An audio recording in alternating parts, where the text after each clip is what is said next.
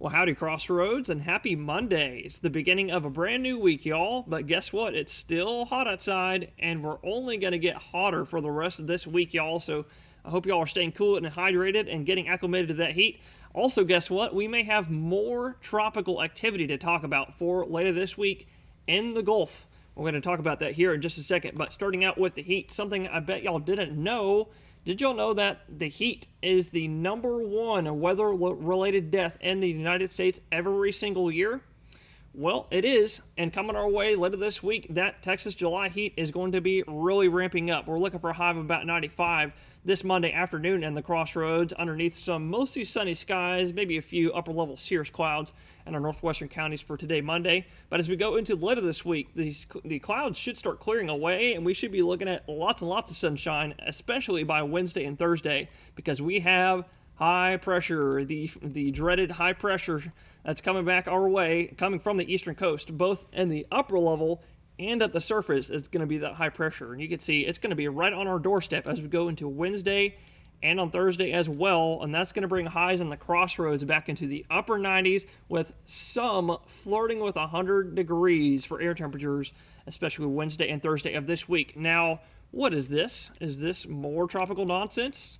That very well could be. This is exactly what we were talking about for this week. We have another very low confidence area for the northern Gulf waters. It's going to be for this Wednesday all the way through this Friday, the 23rd through the 25th. And pretty much basically what we're looking at is a near repeat scenario of what we had last week with Invest 93L. Basically what we're looking at right here, you can see just off the eastern coast, you see all these tall thunderstorms forming. This right here is a big old chunk of Invest 93L. The same system we talked about last week. And all that happened was over the weekend time, this big old blob of moisture had slingshot all the way around this forming high pressure that's coming our way over the next few days. And that's exactly what happened. It spat itself right back out into the east coast over the waters of the Atlantic. And over the next few days, we're expecting this blob of moisture to clash with this tropical wave right here, just northeast of the Greater Antilles Islands, northeast of Cuba as well. And we're expecting these two things to clash, and they'll spit itself right out into the Gulf as we go into Wednesday of this week, because high pressure is clockwise, winds around high pressure are clockwise, so pretty much that means anything that forms right here, it's going to go whoosh, just like that right into the Gulf, and that's exactly what we're watching for the rest of this week. And something that we're going to be watching for the rest of this month and all the way into the first week of August, it's going to be these two tropical waves that are way out in the deep Atlantic.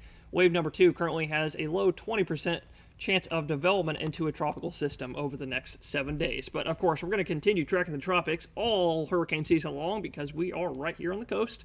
But more importantly, this week we're going to be really tracking the heat because it's going to get a little bit hot out there, y'all. So please, like we were saying earlier, please stay safe and hydrated and stay cool. Stand in front of that fan if you have to.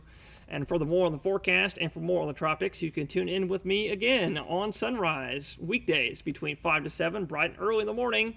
And until I see y'all tomorrow for your terrific Taco Tuesday, y'all have a marvelous rest of your Monday, Crossroaders. Stay safe and gig 'em.